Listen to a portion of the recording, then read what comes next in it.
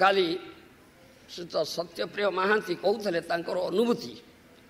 ସେ ଯାଇଥିଲେ ଇଂଲଣ୍ଡକୁ, ଲଣ୍ଡନକୁ। ସେ ଇଚ୍ଛା କଲେ ଇସ୍କନ ସେଣ୍ଟରକୁ ଯିବେ। ସେ ଜଣେ ସାହେବ ଘରେ ରହିଥିଲେ ଗେଷ୍ଟ ହେଇକିରି। ତାଙ୍କୁ କହିଲେ ଆମେ ଇସ୍କନ ସେଣ୍ଟରକୁ ଯିବା। ସେ କହିଲେ କାହିଁକି ଯିବ ସେଠିକି? That is a congregation of frustrated billionaires of USA and some fanatics. Why will go there? এই কথা কই, এই প্রকৃত কথা, এই কথা সাধারণ লোকের ধারণা। সেটা কথাটা কହୁଛି ভোগী ସମାଜ ନିକଟରେ ଘୃଣ୍ୟ ଅଗର୍ମଣ୍ୟ ପ୍ରକୃତିର ଭଣ୍ଡାର ପ୍ରଚୁର ଅଳ୍ପ ପରିଶ୍ରମରେ ଜୀବନ ଧାରଣ ଉପଯୋଗୀ ଭୋଗର ବସ୍ତୁ ସଂଗ୍ରହ କରାଯାଏ। ଆମେ ଦେହ ସର୍ବସ୍ୱ ହୋଇପଡ଼ିଛେ।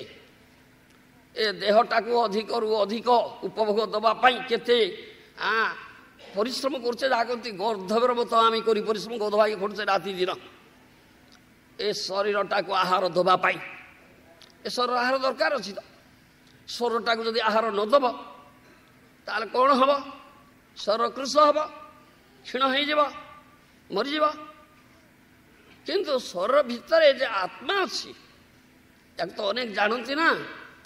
ଆତ୍ମା ଥିବା ଯୋଗୁଁ ଶରୀରର ମୂଲ୍ୟ ଅଛି। ଶରୀରଟା ଜୀବନ୍ତ ହେଇଛି, ଚେତନଶୀଳ ହେଇଛି।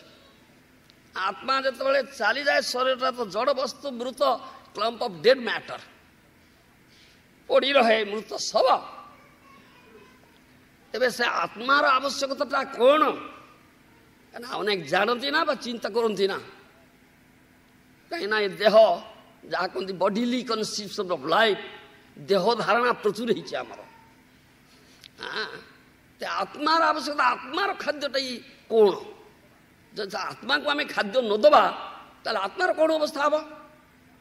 ଆତ୍ମା କୃଷ ହେଇଯିବ, କ୍ଷୀଣ ହେଇଯିବ। ଆତ୍ମାର ତ ମୃତ୍ୟୁ ନାହିଁ, ସେ ମରିବ ନା। ନ ହନ୍ୟତେ ହନ୍ୟମାନେ ଶରୀରେ, ଶରୀର ନଷ୍ଟ ହେଲେ ଆତ୍ମା ନଷ୍ଟ ହୁଏ ନା।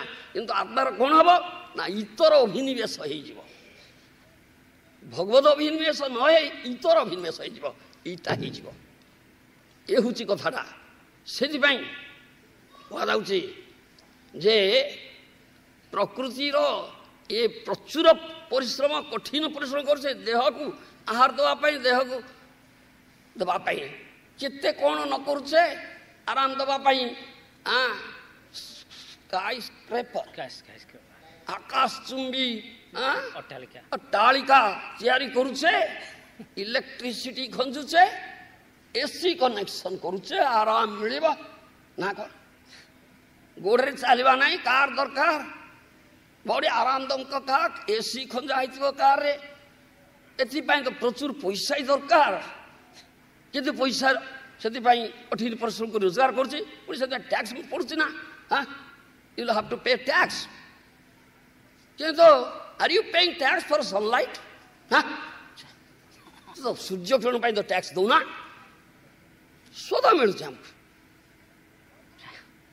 ସେପରି ଦେହ ପାଇଁ ଆରାମ ପଦାର୍ଥ ଯୋଗାଡ଼ କରିବା, ସୁଖକର ପଦାର୍ଥ ଯୋଗାଡ଼ କରିବା, ଖାଦ୍ୟ ଯୋଗାଡ଼ କରିବା କଠିନ ପରିଶ୍ରମ କରିବାକୁ ପଡ଼ୁଛି, କେତେ ଅର୍ଥ ବ୍ୟୟ କରିବାକୁ ପଡ଼ୁଛି। ଆତ୍ମାର ଆହାର ପାଇଁ ଏପରି କଠିନ ପରିଶ୍ରମ କରିବାକୁ ପଡ଼ିବ ନା ବାପା।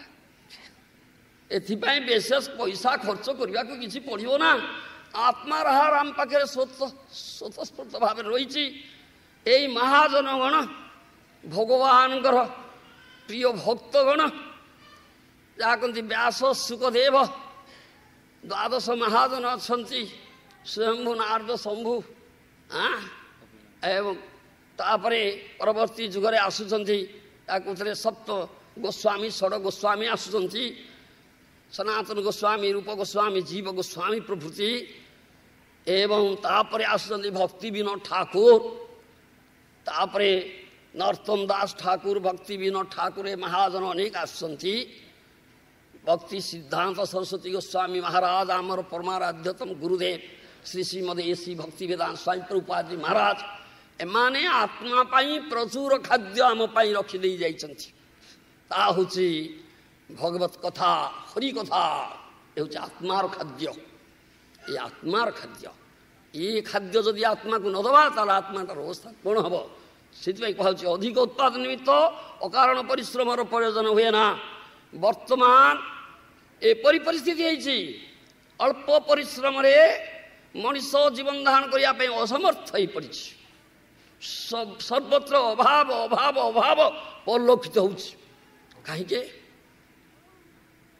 ତାହାର କାରଣ ହେଉଛି ମାନବର ଅଧିକ ଭୋଗ ସ୍ପୃହା, ଭବିଷ୍ୟତ ନିମିତ୍ତ ସଞ୍ଚୟ ପ୍ରବୃତ୍ତିରୁ ଅଭାବ ସୃଷ୍ଟି ହୋଇଛି।